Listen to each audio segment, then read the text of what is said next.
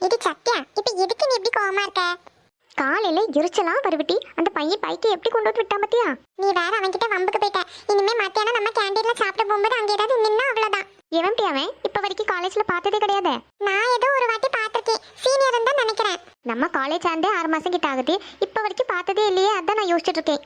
காலேஜ்ல எவ்வளவு பேர் இருக்காங்க, எல்லாரையும் ஞாபகம் வச்சுக்க முடியுமா? இருந்தாலும் அவனுக்கு ரொம்ப தான் திமிரு. எடி, இந்த பீரியட் ஃப்ரீ தானே, பேசாம நம்ம இப்பயே போய் கேண்டீன்ல சாப்பிட்டு வந்துருவோமா? காவியா, பிரின்சிபல் பார்த்தா அவ்வளவுதான், தேவையில்லாம பிரச்சனை தான் ஆகும். ரொம்ப பசிக்குது. இப்ப இன்டர்வல் டைம்ல போனோம்னு வச்சுக்கோங்க, அந்த பையன் அங்கே நின்னா மறுபடியும் பிரச்சனை ஆயிடும். அப்படியா? சரி வா, அப்ப போயிட்டு வருவோம். கடவுளே, கேண்டீன்ல மட்டும் யாரும் இருந்துடக்கூடாது. ஏ லூசு, கிளாஸ் நடந்துட்டு இருக்கும்போது கேண்டீன்ல யார் வர போறாங்க? அப்படியே இருந்தாலும் மேம் இல்ல சார் யாராச்சும் இருப்பாங்க, அவங்க கிட்ட சொல்லிக்கிடலாம். ரொம்ப ஒரு மாதிரி தலைவலிக்கிற மாதிரி இருந்துச்சு, அதனால காஃபி குடிச்சிட்டு போலான்னு வந்தோன்னு சொல்லணும், அவ்வளவுதான். சத்யா, தயவு செஞ்சு யாரு என்னன்னு தெரியாம இப்படி யாருக்கிட்ட சண்டை போட்டுட்டு இருக்காதடி. அப்புறம் பிரச்சனை நம்ம மேம் கிட்ட எல்லாம் போயிடுச்சுன்னா அவ்வளவுதான், வீட்ல இருந்து கூப்பிட்டு திட்டிடுவாங்க. வீட்டில் ஃபோன் பண்ணி கம்ப்ளைண்ட் பண்ணதுக்கு இது ஸ்கூல் இல்லை, காலேஜ். நினைச்சிட்டு இருந்துக்கோ, நீ தான் அப்படி நினைச்சிட்டு இருக்க. நம்ம கிளாஸ்ல அந்த விமலா பிள்ளை இருக்குல்ல, யாரு? ஒல்லி குச்சி மாதிரி ஒருத்தி இருப்பாளே, அவளா? ஆமா ஆமா, அவளேதான். அவ இன்னொரு டிபார்ட்மெண்ட் பையன்கிட்ட பேசிட்டு இருந்தான்னு சொல்லி மேம் அவங்க அம்மாக்கு ஃபோன் பண்ணி சொல்லிட்டாங்க. என்னடி சொல்லுங்க? ஆமா சத்யா, ஹெச்ஓடி இருக்கவல்ல, அப்படியே ஃபோன் பண்ணி வீட்டுல சொல்லியாச்சு. அதுவும் நடந்த விஷயத்த மட்டும் சொல்லாம வேற எதோ சொல்லி கொடுத்து அந்த பிள்ளைய மாட்டி விட்டாச்சு. அந்த அவங்க வீட்டுல இருந்து வந்து என்ன திட்டுன்னு கேட்ட, நீ ஒரு 2 நாள் கிளாஸுக்கு வரல. இட்டி, ஹெச்ஓடி அவ்வளோ பயங்கரமான ஆளா? என்ன இல்லையா, எந்த பையன்கிட்டயாச்சும் பேசணும், அவ்வளவுதான், சோழி முடிஞ்சு வீடு வரைக்கும் போயிட நியூஸ். அதனால குனிஞ்ச தலை நிமிராம வந்தோமா போனோமான்னு இருக்கணும். இப்படி சண்டையெல்லாம் போட்டு இருந்த உன்னை டிசி தந்து வீட்டுக்கு அனுப்பிச்சு வச்சிருவாங்க. அதுக்குன்னு பைக் ஓட்டி ஏற்ற வந்தா நம்ம சும்மா இருக்க முடியுமா? ஏற்றிட்டு போ அப்படின்ட்டு மேம் சொல்லுது என்ன, நானே வீட்டில் போய் இன்னைக்கு சொல்லிடுவேன். ஏ சத்யா, நம்ம ஹெச்ஓடி பத்தி உனக்கு தெரியாது, அவ இல்லாததெல்லாம் சொல்லி கொடுத்துருவா. உங்க அம்மாவே அதை கேட்டு நம்பிரும் தெரியுமா? அந்த விமலா பிள்ளைல யாருக்கிட்டையும் பேச மாட்டாவ. இன்னொரு டிபார்ட்மெண்ட் ஒரு அண்ணா இருக்காவ, சீனியர் அண்ணன் தான். அவளை கூப்பிட்டு என்ன கேட்டாங்க தெரியுமா? என்ன கேட்டாங்களா? உங்க அண்ணன் இந்த காலேஜ்ல தானே படிச்சாங்க, எனக்கு தெரியும், எங்க சீனியரா தான் இருந்தாங்க, நாங்க நல்ல ஃப்ரெண்ட்ஸ், இவ்வளவுதான் பேசினாங்களாம். அதுக்கே ஹெச்ஓடி இப்படி பண்ணி விட்டுச்சு. சுத்தம். அதுல இருந்து அந்த பிள்ளை யாருக்கிட்டையும் பேசுறது இல்ல. நம்ம கிளாஸ் பசங்க கிட்ட அவ பேசுறதே கிடையாது. அவ பக்கத்துல ஒரு குச்சி முடி ஒருத்தி இருப்பாளா, அவகிட்ட மட்டும்தான் பேசுவா. அப்புறம் இன்னொரு விஷயம் என்னன்னா, அவ கொஞ்சம் நல்லா படிப்பா, அதனால மேம்லாம் அவகிட்ட கொஞ்சம் நல்லா நடந்துக்கிறாங்க. நம்ம எல்லாம் ஏதாச்சும் விஷயத்துல மாட்டணும், அவ்வளவுதான், ஸ்ட்ரெயிட்டா டிசி. நீ சொல்லும்போது தான் நம்ம ஹெச்ஓடி இவ்வளோ பயங்கரமான ஆளுன்னே தெரியுது காவியா. அதனால நீ யார்கிட்டயும் சண்டை போடாம உன் மேல உண்டு நீ உண்டு இருந்துக்க, அதுதான் நல்லது. சரி வா, பெல் அடிக்கிறதுக்குள்ள சாப்பிட்டு நம்ம கிளாஸ்ல போய் இருப்போம். அப்புறம் வெளியே எங்கேயும் சுத்திட்டு இருந்தா அதை பார்த்து தேவையில்லாம பிரச்சனை ஏறப்போகுது.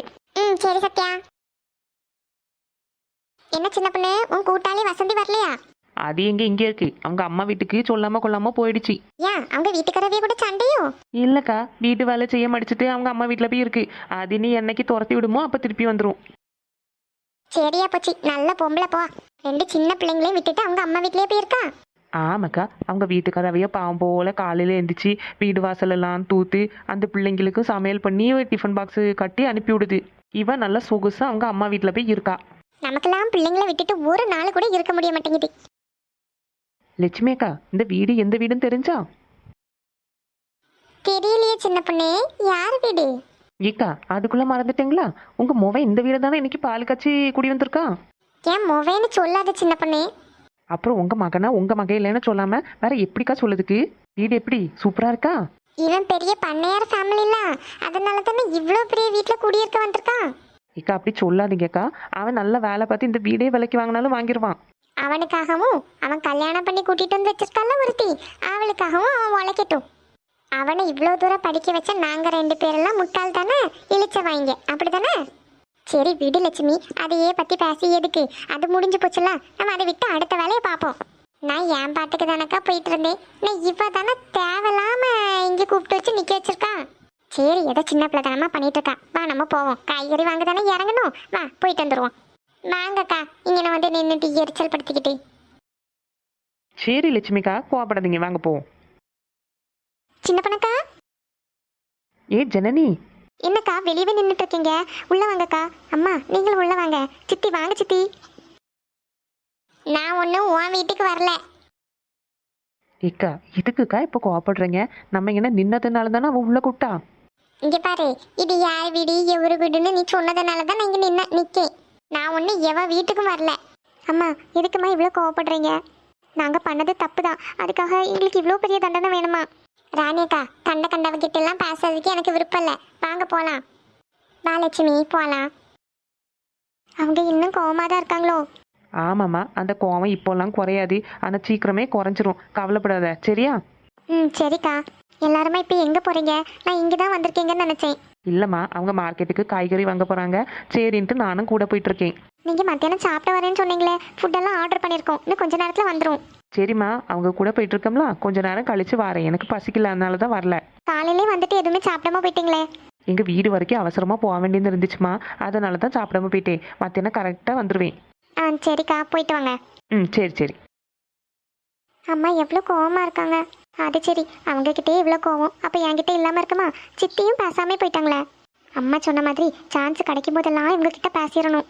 ஏதாவது ஒரு டைமாவது என் மேலே கோவம் இல்லாமல் அவங்க பேசுவாங்க அப்படின்னு ஒரு நம்பிக்கை தான். சரி பார்ப்போம். நம்ம போய் நந்தினிக்கு ஃபோனை போடுவோம். இவ்வளோ நேரமாகி ஃபோன் பண்ணாமே இருக்கேன். ஒரு வழியா சாப்பிட்டு முடிச்சிட்டோம். இன்னும் பெல் அடிக்கல. டக்குனு போய் கிளாஸ்ல இருந்துருவோம்.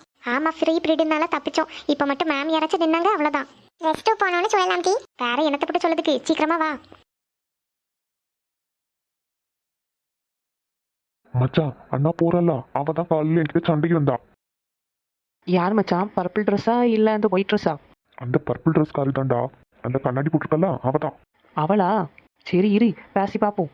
ஏய் குள்ள கத்திரிக்கா, ஐயோ, இவங்க திரும்பி வந்துட்டாங்களா? சத்யா, எதுவுமே பேசாத, நம்ம போயிடுவோம். யாரை பார்த்து குள்ள கத்திரிக்கான்னு கூப்பிடுறீங்க? இங்க யாரு குள்ளமா இருக்காங்களோ அவங்கள தான் கூப்பிட்டேன். இங்கே பாருங்க, குள்ள கத்திரிக்கானெல்லாம் கூப்பிடுற வேலை வச்சுக்காதீங்க. எனக்கு கோவம் வந்துச்சு.